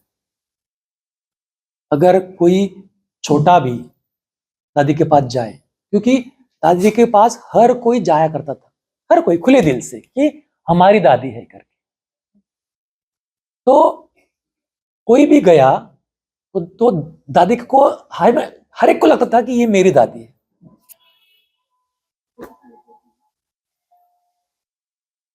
ये शायद किसी मोबाइल का बज रहा है ना, तब ये और कुछ और बजेंगे एक के बाद एक, तो बंद कर सकते हैं आप, बाद में हम यहां से लगा देंगे। वैसे 12 बज गए हैं, तो भूख भी लगेगा, लेकिन जब तक भाई आए तब तक मैं सुनाता हूं और फिर रिकॉर्ड बजेगा। तो दादी गुलजार जी बोलते हैं कि जैसे बाबा ब्रह्मा बाबा ने किसको भी डांटा नहीं। अभी हम क्या कहते हैं ना कि हम डांट कर बच्चों को लायक बनाना चाहते हैं कि अच्छे बच्चे बने, डांटू मैं। लेकिन बाबा ने क्या किया, बिना डांटे प्यार से सभी बच्चों को लायक बनाया। वैसे ही, और वो कैसे, बहुत प्रेम से, बहुत स्नेह देकर। और बाबा क्या कहते हैं कि जो भी कुछ भी हुआ ना, इसको पर्सनली नहीं बोलेंगे कुछ भी, कि आपने ये किया, आपने ऐसा क्यों किया, आपने ये नहीं करना चाहिए था। लेकिन क्लास में बैठे हैं तो जनरल में जो भी सिखाने की बातें हैं ना, कि आपको क्या करना चाहिए, आपने कैसा करना चाहिए, ये सब कुछ जो है वो बाबा क्लास में बैठकर ही बताते। तो ऐसे दादी भी, अगर कोई भी कुछ बात हो गई, कुछ कंप्लेंट लेके आए, कुछ भी हुआ, तो दादी वो छोटी जो भी होता था उसकी बात सुन लेती थी, उसकी पूरी बात सुन ली, उसको बहुत प्यार दिया, गोद में ले लिया, तो क्या हो गया, मन हल्का हो गया, जो बातें हैं भूल गई वो जो भी बोलना था, और सुन लिया कि बड़ों ने क्या किया, बड़ों ने मेरे साथ ये किया, वो किया, वो किया। तो छोटों को बहुत बड़े प्यार से, और बड़ों को, गलतियां दोनों से होती हैं, बड़ों को भी कभी भी डांटा नहीं, कभी डांटा नहीं, बहुत शांति से, प्यार से, और इन जनरल आपने ये किया, फिर ये व्यक्ति ये करता है, ये कभी भी, तो वो भी इन जनरल बोल के वो खत्म कर देगी, और बहुत स्नेह देगी हर एक को, बहुत हर एक की खातिरी करेगी, और बोले कंसर्न दिखा देती बहुत, मीन्स कि मैं आपके प्रति कितना प्यार रखती हूं, ये उनके व्यवहार से पता पड़ता था। एक बार की बात है, अभी देखिए दादी के अंडर तो कितनी सारी दादियां थी, कितनी सारी बहनें थी। आजकल लोगों को घर में एक बेटी संभालना मुश्किल होता है ना, कुछ करना करे, है ना, कुछ हो ना जाए, कहते हैं ना, लोगों की बुरी नजर पड़ती है, कुछ हो जाता है, तो बहुत फिक्र लगी रहती। तो वैसी फिक्र तो दादी को नहीं थी, क्योंकि बाबा बैठा था, लेकिन फिर भी दिल से लगता था दादी को कि नहीं, इनको कुछ हो ना जाए ना, अच्छे हो जाए। तो एक बार की बात है कि एक पार्टी आने वाली थी, पार्टी आ रही थी, तो कुछ बहनें आ रही थी उसमें, तो बहनें अलग आ रही थी, तो लेट हो गया, बहुत लेट हो गया, अंधेरा हो गया, रात हो गई, तो सभी वेट करने लगे, तो सभी 11 बज गया, 11:30 बज गया, तो सभी अपने अपने रूम में चले गए कि आ जाएंगे करके। लेकिन दादी जो है, दादी वहां बैठे रहे और गेट के पास गए, रूम से बाहर निकल के गेट के पास, और राह देखते रहे, हाँ आएगी आएगी आएगी। और फिर जब वो बहनें आई, तब उनको बहुत प्यार किया, तो बोले अभी मेरे जान में जाना। मीन्स क्या हो गया इसमें, इतना दिल का प्यार कि अपने घर का कोई सदस्य, मेरी बेटियां आ रही है, वो सोचकर दादी थोड़ा सा वो फिक्र तो नहीं कहेंगे, लेकिन उनकी तरफ थोड़ा सा उनका भाव, स्नेह का भाव, उस इसके लिए दादी ने बिल्कुल राह देखी, रात तक देखी। फिर आने के बाद में सबको रिसीव किया, बातें की, खिलाया पिलाया। ऐसे था, दादी को इतने प्यार करती थी, और हर एक पूरे यज्ञ के प्रति दादी बहुत त्याग मूर्त थी। मीन्स हमें क्या लगता है कि स्टेज पे बैठे, कभी कभी लगता है ना हमें कि इनको ही चांस क्यों, लगता है ना कि ये स्टेज पर इतने लोग क्यों बैठते हैं, बाबा को मिलते थे, यही लोग क्यों मिलते हैं, यही लोग क्यों आगे रहते हैं। तो वो क्यों, क्योंकि वो जो भी वो ज्ञान में आए, उस समय से उन्होंने बहुत सारा त्याग किया हुआ है, और त्याग से ही भाग्य बना है, तपस्या है उसमें, ज्ञान योग है, उन्होंने वो जो स्टेज है वो अचीव की है। तो दादियां तो हर एक के लिए बहुत त्याग करती, बहनों के लिए तो करती ही थी, लेकिन हर एक के लिए करती। तो एक बार 9 में ब्रह्मा अव्यक्त होने के पहले की बात है ये, तो एक पार्टी आ रही थी मुंबई से अहमदाबाद। शायद आपको पता होगा पहले कि अब तो नासिक से भी डायरेक्ट ट्रेन अभी भी नहीं है, शायद हमारा उतना भाग्य नहीं, शायद हमने तपस्या कम की होगी शायद, है ना, कि ट्रेन नहीं है डायरेक्ट। अभी भी चांस है हमें तपस्या का, अभी भी हम कर सकते हैं, डायरेक्ट ट्रेन आए कुछ ना आए तो हम जा सकेंगे, शायद हो भी जाएगी, क्योंकि पुणे से अभी शुरू हुई है ट्रेन वाया कल्याण। तो पहले तो डायरेक्ट ट्रेन थी नहीं, मुंबई से अहमदाबाद आना, अहमदाबाद से ट्रेन चेंज करना, और फिर वहां से वापस आबू जाना। तो बहुत लंबी जर्नी थी वैसे पहले भी। तो सब आ रहे थे, दादी एक ग्रुप को लेके आ रही थी। तो अहमदाबाद में रुकी ट्रेन, तो बोले चाय पे लेते हैं ना, चाय लेंगे। तो चंद्रिका दीदी, आपने नाम सुना होगा, यूथ विंग की चेयरपर्सन है, वो अहमदाबाद में रहते हैं, तो उनकी चाय लेके आए उनके लिए, सब पार्टी के लिए। और चाय लेकर आए तो दादी बैठी थी, जो राशन का होता ना, एक राशन का क्या बोलते हो उसको, अपने पोता मोटो बगा है ना, बैग बहुत बड़ा, उस पे दादी बैठे हुए थे, और पार्टी को सीट पे बैठा हुआ था, सीट पे बैठा हुआ था, और दादी उस पे बैठे हुए थे, है ना। तो दीदी को लगा कि बाबा इतनी बड़ी दादी कैसे आ रही है। तो फिर दादी ने कहा कि नहीं, बच्चे बैठे पहले, जो जिज्ञासु है, जो साथी आने वाले वो बैठे, मैं तो यहां भी ठीक हूं। तो फिर चंद्रिका दीदी की उनके प्रति इतनी मन में इतना, बोलते ना कि ये बढ़ गया, आदर बढ़ गया कि बाबा त्याग से क्या क्या प्राप्ति होती है। फिर दादी ने सुनाया भी उनको कि हम त्याग करते हैं ना तो क्या क्या प्राप्ति होती है, वो भी उनको प्रत्यय भी आया बाद में कि कैसे हम त्याग करते हैं तो हमें भाग्य प्राप्त होता है। तो त्याग की बात चल रही है ना, तो और एक सुनाता हूं आपको मैं, फिर हम भाग्य की बात सुनेंगे। तो त्याग, एक तो सीट का त्याग किया हुआ था दादी ने। फिर दादी एक बार ट्रेन में ही आ रहे थे, तो उस ट्रेन में अहमदाबाद से कोई का ऑपरेशन हुआ था, ऐसा भी भाई था, नहीं बहन थी, उनका रिसेंटली ऑपरेशन हुआ था। तो फिर अहमदाबाद में सब बैठे हुए थे, और फिर चाय का समय हुआ, तो चाय थी दादी के पास, तो 2 कप ही चाय थी, क्योंकि दादी की, मोहिनी दीदी की, और एक दो ही कप चाय थी। तो जो दीदी का ऑपरेशन हुआ था, दादी ने अपनी चाय उनको पिला दी कि बोले ये बीमार थी, इसको रिकवरी की आवश्यकता है, मुझे तो चलेगा ना, मुझे नहीं मिली तो भी, है ना। इस तरीके से दादी ने पहले से बच्चों के लिए बहुत सारा त्याग किया हुआ है, और वो त्याग का भाग्य ही है कि इतनी ऊंची स्थिति उन्होंने प्राप्त की, और वो या इस संस्था के चीफ बने। अभी उनके लिए तो ये कुछ इतना ये नहीं था कि बाबा इस संस्था का चीफ बनना लेकिन उस तेज को प्राप्त करना, बाबा मम्मा समान बनना, यही ऊंची स्थिति उन्होंने प्राप्त की। तो त्याग से कितनी ज्यादा प्राप्ति होती है। हमें भी सीखना है दादी से कि हमें भी अपने ब्राह्मण परिवार के लिए, ईश्वरीय परिवार के लिए त्याग करना है, लौकिक के लिए भी। जो माँ कहती है ना, माँ क्या करती है बच्चों के लिए, त्याग करती है। तो वैसे ही हमें हर एक की माँ बनकर, दादी समान माँ बनकर त्याग का गुण धारण कर। तो दादी ने जो त्याग किया ना, उससे सीख ऐसी मिल गई।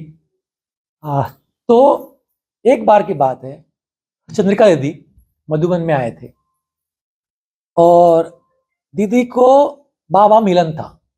तो अभी तो हिस्ट्री हॉल था, छोटा सा हॉल था, तो सबको बाबा को मिलना था।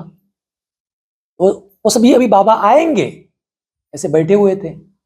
और दादी ने चंद्रिका दीदी को कहा कि आपको अभी म्यूजियम जाना है सेवा के लिए, अभी आपको म्यूजियम जाना है सेवा के लिए। बाबा आ रहे हैं और बाकी सब यहां बैठे हैं, म्यूजियम वाले भी यहां बैठे हैं और आपको वहां जाना है।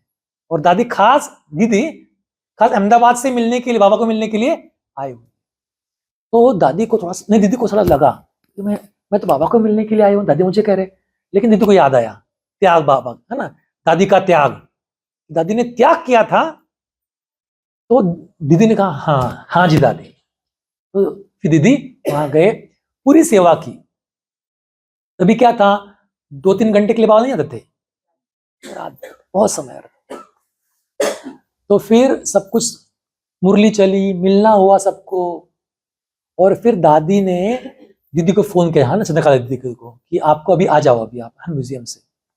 तो फिर म्यूजियम से आओ, फिर बुलाया, फिर हाथ पकड़कर बाबा के सामने लेके गई, बाबा के सामने बिठाया कि बाबा यही वो बच्ची है जिन्होंने त्याग किया था सबके। हाँ, तो बाबा ने बहुत प्यार दिया दीदी को। तो देखिए, अगर त्याग नहीं करती दीदी, मुझे तो, मैं नहीं चाहूंगी दादी, मैं तो यहां ही बैठूंगी, फिर कॉमन में बैठी रहती, है ना। और फिर वहां गई, त्याग किया, सेवा की, और इतना बड़ा भाग्य, मीन्स बाबा को पर्सनल मिलने का भाग्य दीदी को। वैसे दीदी कहते हैं कि मैं एक बार, और ऐसी ही बात हुई एक बार कि मैं मधुबन आई थी और तभी ट्रेनिंग थी कन्याओं की। तो पहले ही बैच थी कन्याओं की शायद, है ना, ट्रेनिंग की। जो भी बहनें रहती है सेंटर पर, उनकी ट्रेनिंग किया थी कि आपको कैसे सेंटर संभालना है, कैसे व्यवहार करना है, इस तरीके से। तो सभी कन्याएं आई हुई थी जो सेंटर पर रहती थी, और अभी ट्रेनिंग शुरू होने वाला था। तो फिर दादी ने कहा दीदी को कि आपको अभी क्या करना है, म्यूजियम जाना है सेवा के लिए, क्योंकि आपने पिछले टाइम सेवा बहुत अच्छी की थी म्यूजियम। तो चंद्रिका दीदी कहती है कि अरे अभी भी मेरी ट्रेनिंग का क्या होगा। लेकिन फिर याद आया वो त्याग का भाग्य। फिर बोले हाँ जी दादी, मैं जाती हूँ। दादी दीदी वापस वहां पे सेवा में गए। तो दीदी को इतने बड़े बड़े चांस मिले बाद में, कि कहते हैं ना कि एक स्टार करके, मीन्स अच्छे स्पीच करने वाली, अपने यज्ञ की अच्छी स्पीच करने वाली एक दीदी बन गई चंद्रिका दीदी, है ना। अभी भी देखो कितना अच्छा संभाल रही है यूथ विंग को, और बाकी भी सेवाएं संभाल रही है। तो इस तरीके से हम कुछ भी हो जाए, त्याग करते हैं ना, तो त्याग का भाग्य हमें जरूर मिलता है। तो हमें इन दादियों से यही सीखना है। और दादियां जो है ना, कभी भी ये नहीं कहती कि आप करो, आप करो, नहीं, मैं करके दिखाती हूँ, मैं करके दिखाती हूँ। तो कैसे, मोहिनी दीदी आपने शायद नाम सुना होगा, कि दादी के पास रहते हैं हमेशा, तो उनका सब कुछ संभालते थे। हमारा लौकिक घर जो है ना, दीदी ने उसका नाम दिया दिव्य दर्शन करके। तो हमारे बहुत अच्छे स्नेही संबंध थे दीदी के साथ में, दादी के साथ में। तो वो सुनाते हैं, वो हमेशा अंग संग रहे, इंडिया में हो, फॉरेन में हो, कहाँ भी हो, हमेशा साथ में ही रहे। तो अभी सेवाएं तो बहुत होती है, तो कहते थे कि कुछ सेवा हो गई है ना, कुछ सेवा आई है हमें, तो दादी को हम कहते थे कि दादी अभी लेट हो गया बहुत, आप जाओ, हम कर लेंगे। दादी क्या कहते थे, मैं भी बैठ, मैं भी करती हूँ, मैं भी आपके साथ में करती हूँ सेवा, फिर आप भी सेवा करो। ऐसे नहीं कि मैं वहां लेट जाऊं, मैं आराम करूं, ऐसे। वैसे जो ब्रह्मा बाबा ने किया ना, कि करके दिखाया सबके सामने, वैसे दीदी दादी ने भी किया कि हर एक को आगे बढ़ाना है, लेकिन कैसे, साथ साथ बिठाकर, साथ साथ सेवा कर। तो सेवा करनी भी है, करवानी। अभी ओम शांति भवन है, आपने देखा है सबने ओम शांति भवन, देखा है ना, तो कितना अच्छा है। वहां पे क्या था, पहले पहाड़ी थी, जो पहाड़ी है ना पीछे, वैसी ही पहाड़ी वहां पे थी, छोटी थी पहाड़ी लेकिन पहाड़ी थी। तो पहाड़ी को ओम शांति भवन बनाने के लिए कितनी मेहनत लगनी पड़ी, कितनी लगी होगी। और तभी तो साधन, धन और मीन्स आत्माएं भी कम थी यज्ञ में, तो बहुत ऐसा नहीं था। इतना बड़ा ओम शांति भवन बनाना है, तो उसके लिए दादी ने खुद होकर आ गई ना। वहां पर पत्थर टूटते थे, अगर वहां ब्लास्ट होता ना, ब्लास्ट कर देते। वहां पहाड़ है तो ब्लास्ट किया, ब्लास्ट है तो पत्थर पत्थर हो गए, बड़े बड़े पत्थर हो गए, फिर उसको तोड़ते भी थे पत्थरों को। उन पत्थरों से ही ओम शांति भवन बना है, इसके लिए इतना स्ट्रांग है वो।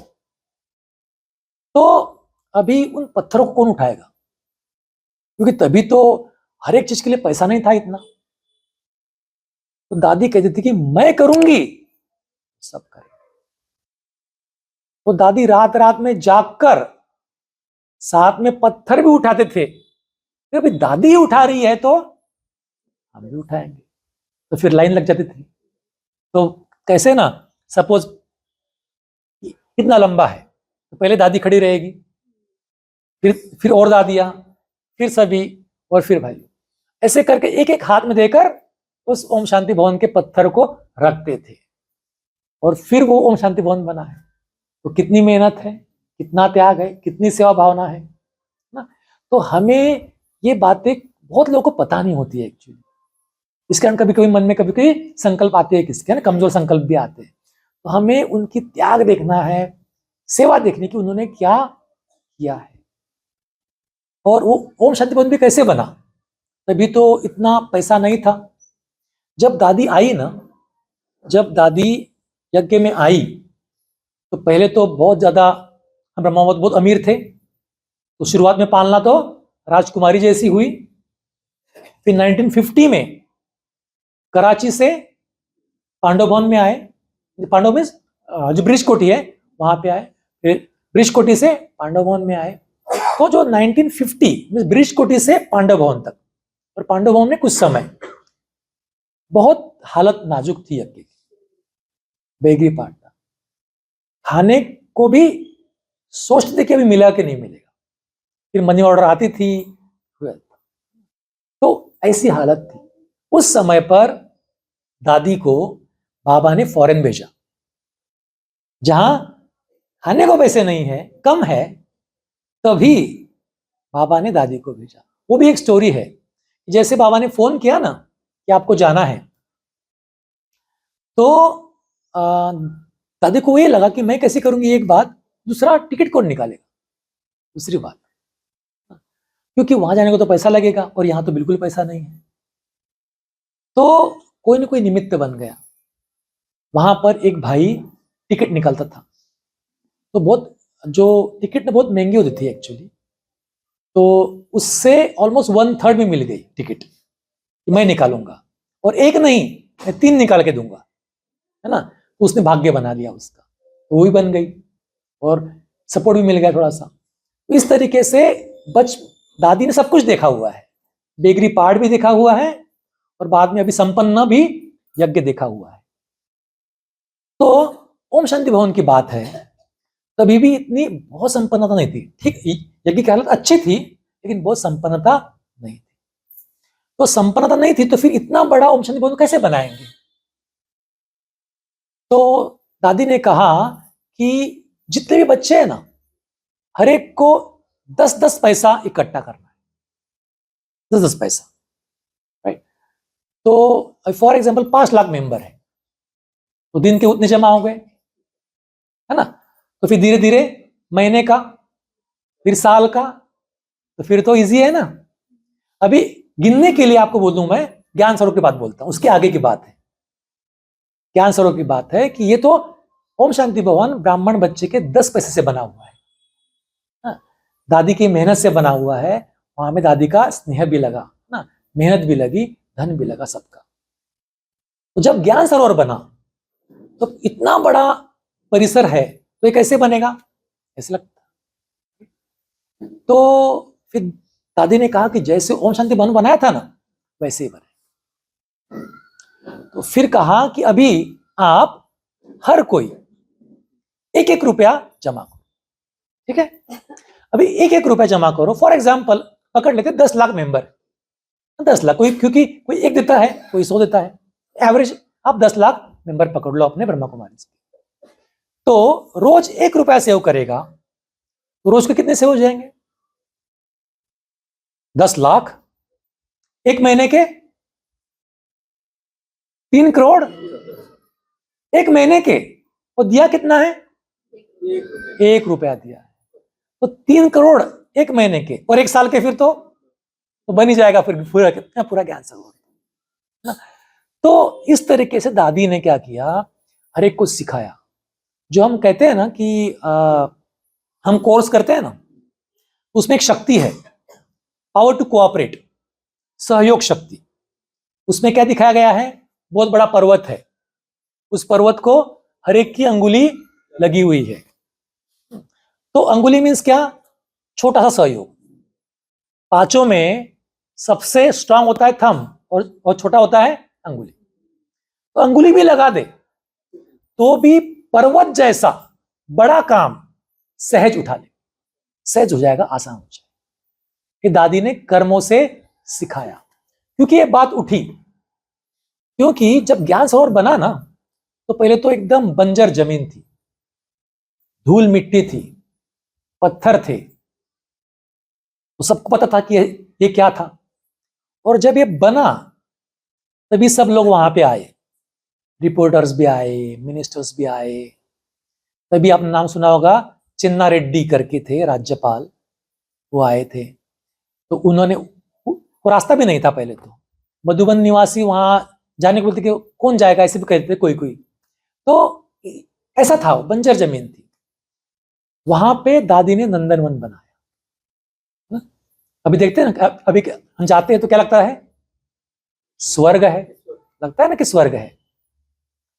तो फिर सभी आए, ओपनिंग हुआ, सबने देखा, रिपोर्टर्स ने, और फिर देखा कि ये तो बहुत बड़ा, एकदम आलीशान हो गया, एकदम बहुत कॉस्टली बन गया ऐसे।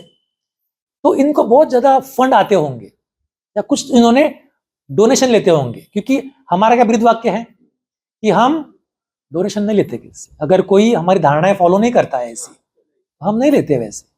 अभी जो प्रोग्राम चलते हैं, अगर कोई स्व खुशी से वो प्रोग्राम करवाना चाहता है तो करवाते हैं वैसे, लेकिन पहले से हमारा नियम है कि जिसकी धारणाएं है, जिसका अपने यज्ञ के प्रति स्नेह है, उससे ही।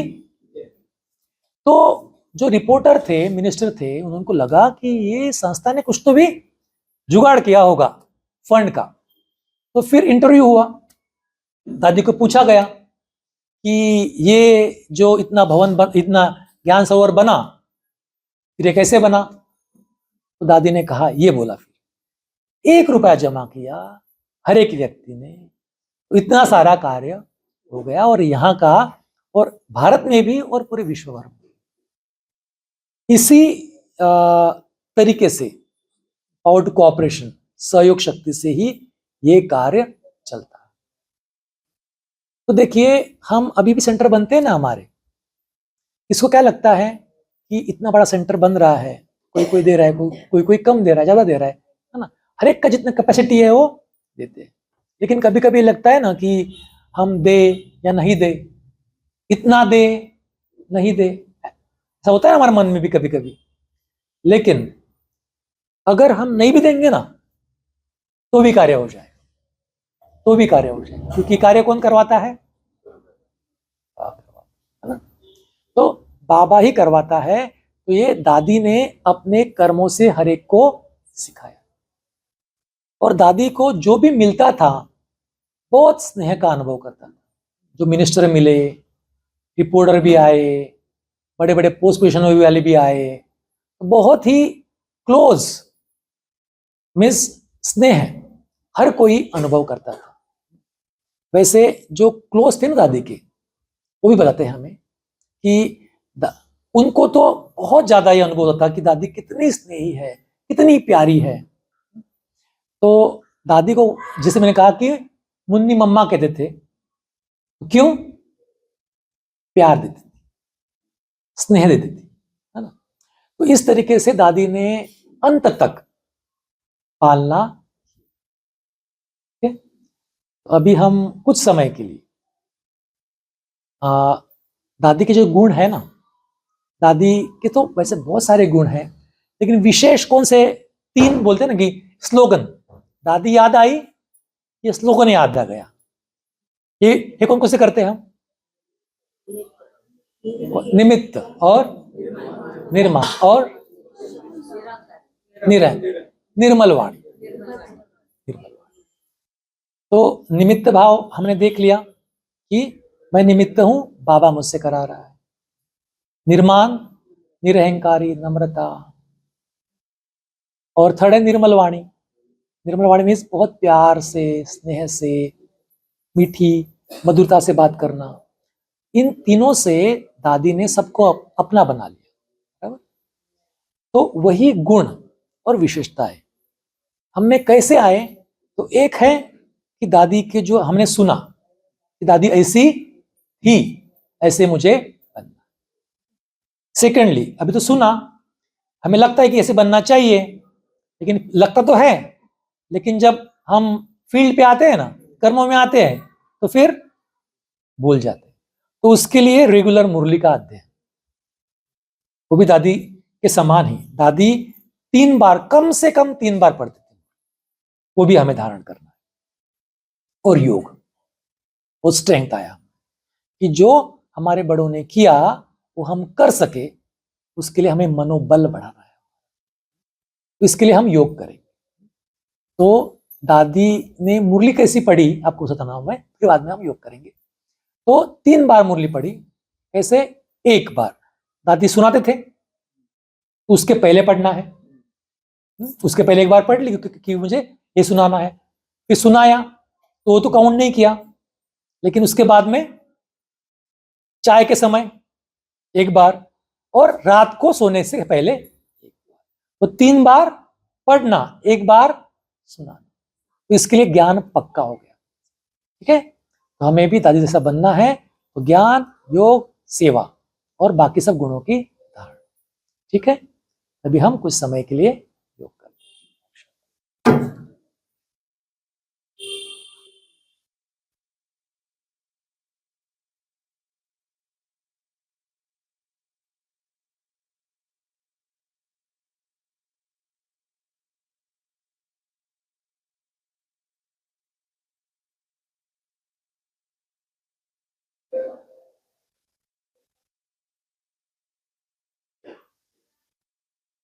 सभी एकदम अलर्ट होके बैठेंगे।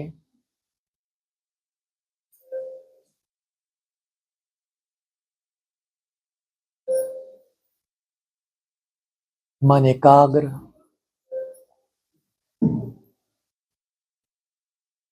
शरीर स्थिर।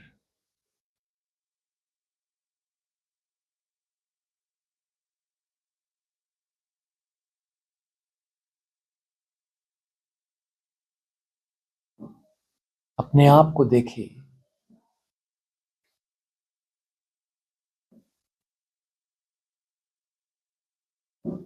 मस्तक के बीच चमकता एक तेजस्वी तारा।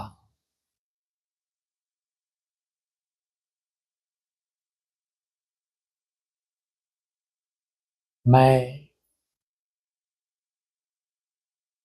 चैतन्य शक्ति आत्मा हूं।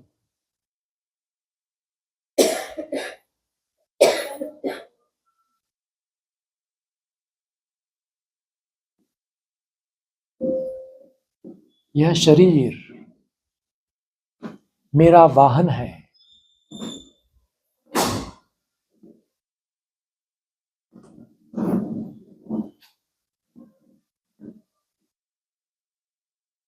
इस शरीर रूपी वाहन को चलाने वाला मैं आत्मा चालक हूं।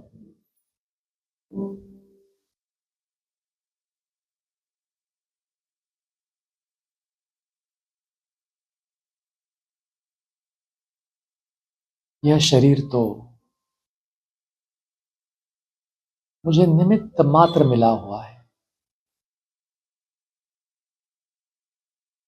ईश्वरीय सेवा के लिए।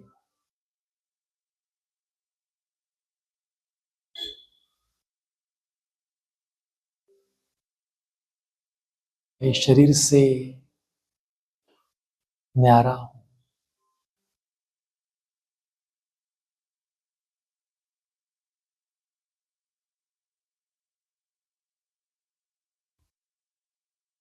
स्वयं को अपने शरीर से बिल्कुल अलग अनुभव करें।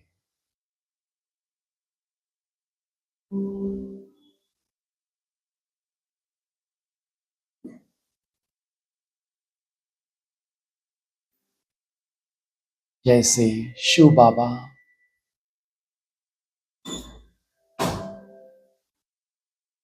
ब्रह्मा बाबा के शरीर का आधार लेते हैं,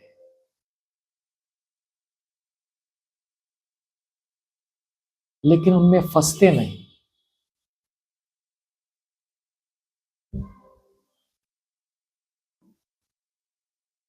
बाबा को निरंतर यह स्मृति रहती है कि मैंने निमित्त मात्र उस शरीर का आधार लिया है।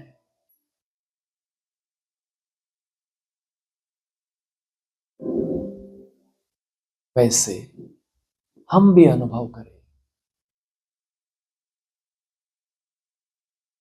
कि मैं आत्मा इस शरीर से अलग हूं। बस मुझ आत्मा ने निमित्त मात्र इस शरीर का आधार लिया हुआ है।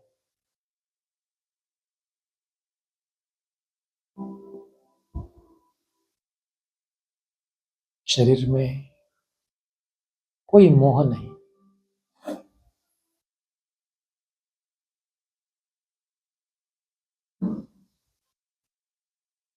मैं एक निमित्त सेवाधारी हूं।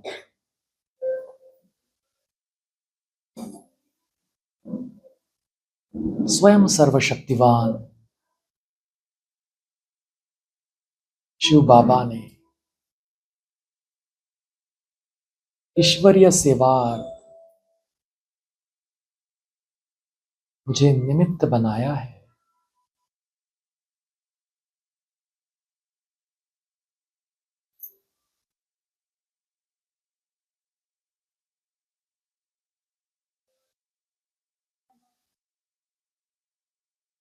मैं निमित्त हूं, निर्माण हूं।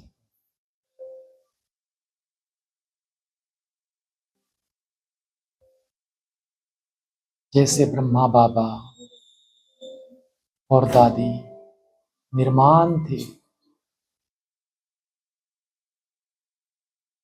उन्हें कभी भी अभिमान नहीं था।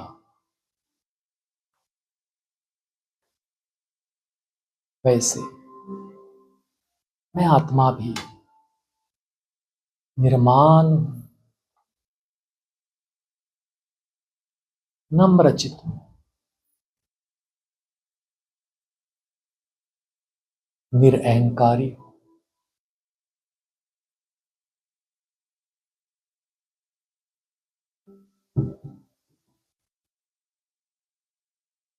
मेरे जो भी गुण है, विशेषताएं हैं, बाबा की देन है। मेरा कुछ नहीं।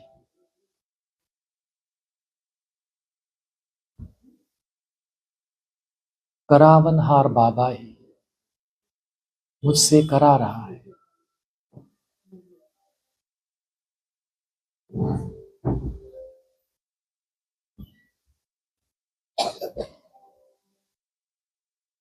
जैसे ब्रह्मा बाप की और दादी की निर्मल वाणी थी,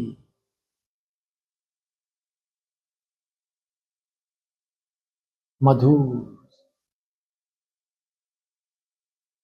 प्यार भरी शिक्षाएं थी, वैसे ही अब मुझे भी निर्मल वाणी धारण करनी है।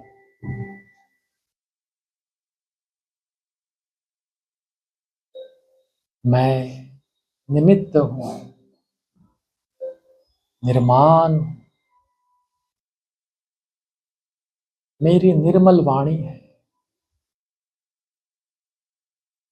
कुछ क्षण इसी अनुभूति में समाये रहे।